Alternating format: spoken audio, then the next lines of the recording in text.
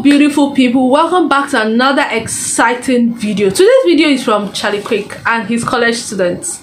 They are on about their normal debate, and today's video is titled Marxist student learns how socialism can really get. I hope this video goes well. I hope there's no rudeness, because we know how Charlie Kirk behaves when there's some sort of rudeness from these kids. Okay, not kids, from these college students.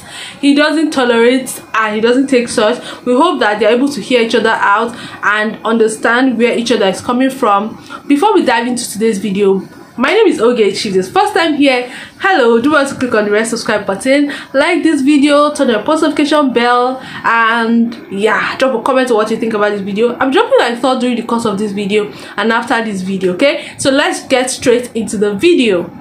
I know, I've seen the socialism sucks. Yeah, but I don't like your ideology. I don't know about you. You seem like a nice enough person. Yeah. Your ideas are practically evil, but that's okay. No, same for you. Okay, tell me why. What? Tell me why. Capitalism is a vampire. I don't know. Is it what? I said capitalism is a dead vampire that feasts on the blood of the working class. Capitalism is a deadly vampire that feasts on the blood of the working class. Yeah. Can you elaborate on that for me? I don't really want to right now, but like, because like, Do you have an iPhone? Yeah. So you're feasting on the blood of the working class. How dare you? Yeah.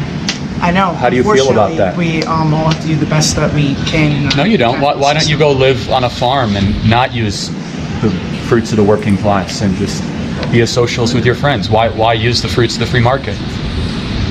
Isn't that kind of hypocritical?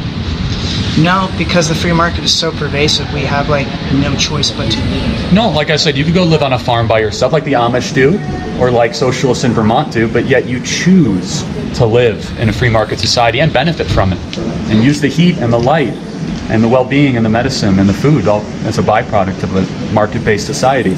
I mean, don't get me wrong, I love it. But... Oh, you love it, but you said it's a vampire sucking the blood of the working class, so isn't that a little contradictory? What?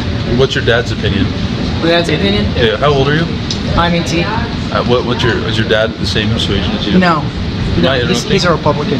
Slightly, that's okay.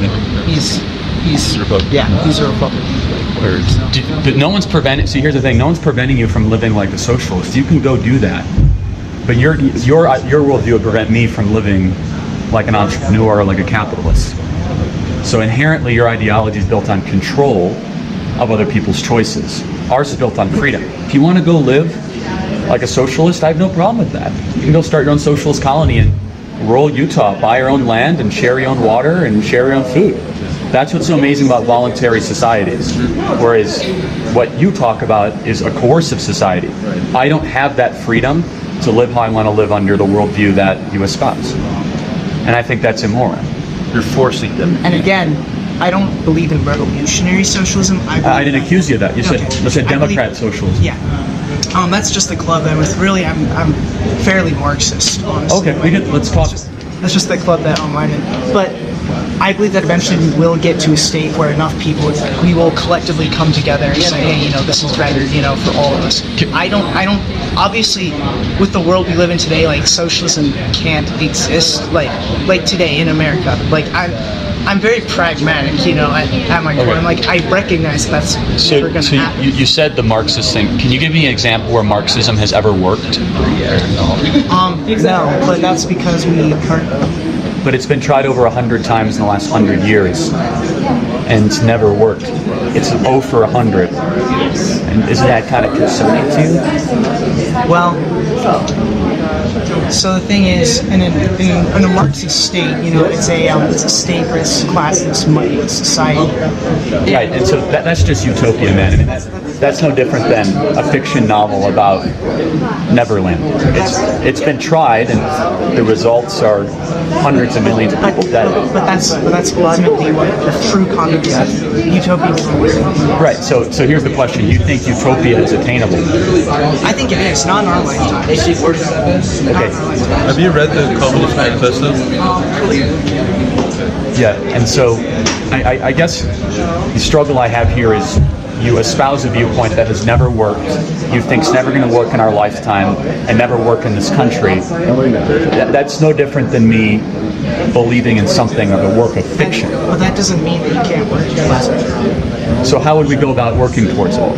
That's where the revolutionary component comes in, isn't it? So maybe you are a little more revolutionary than you admit it. I don't think I am. I think that like when you look over time and you see, you know, how societies have changed and how they've progressed and everything, I think that eventually will get to a point where people will be able to criticize. Well, so let me ask you a question. Do you think some people are better at some things than others? Sure. Okay, so then in your utopian society, where would a smarter person fit in versus a not so smart person? Would there be hierarchies or no in your fictitious utopian Marxist society? Okay, utopian society. Well, at that point, automation will have taken over enough so that you have to what is to Are you familiar with this thinking? No, I'm very familiar. I'm trying to thinking is that No, trust me. I'm not asking you to figure it out. I'm actually to deconstruct. Like, I don't actually think he believes this. I'm saying that because of the modern age, there is a new variable, right, which is automation. Yeah. So very familiar with it, but that will never get rid of hierarchy. So for the 2020 elections, there's what's his name? There's a candidate who believes in the Asian American guy. Yeah. Very nice, you or something. But here's the thing. Karl Marx argued that in the 1870s, and we've had huge automation, and we still have hierarchies.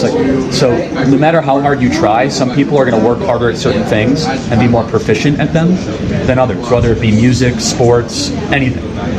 In the fictitious Marxist society, it means the complete total abolition of any sort of hierarchy whatsoever. And so that's something you would believe in. Okay, so that's anti how we're actually built as people. Some people are taller, some people are smarter, some people have higher IQs, some people have more drive.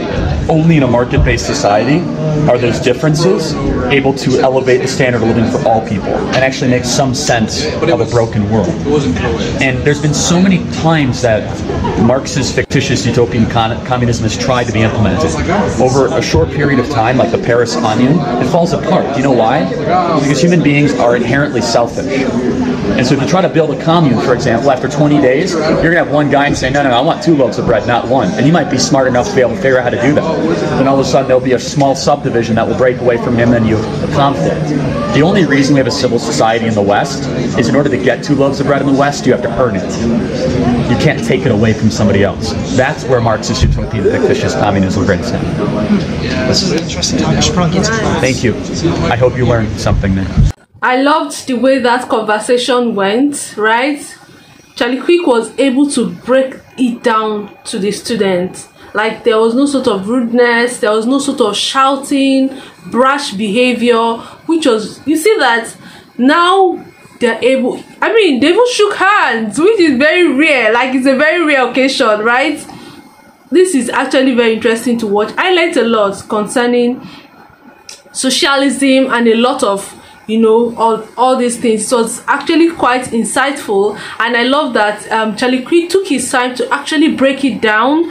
You know, even though some parts of what Charlie Kirk was saying, the student did quite agree, but there was some sort of respect and, you know, regard for the conversation to actually flow.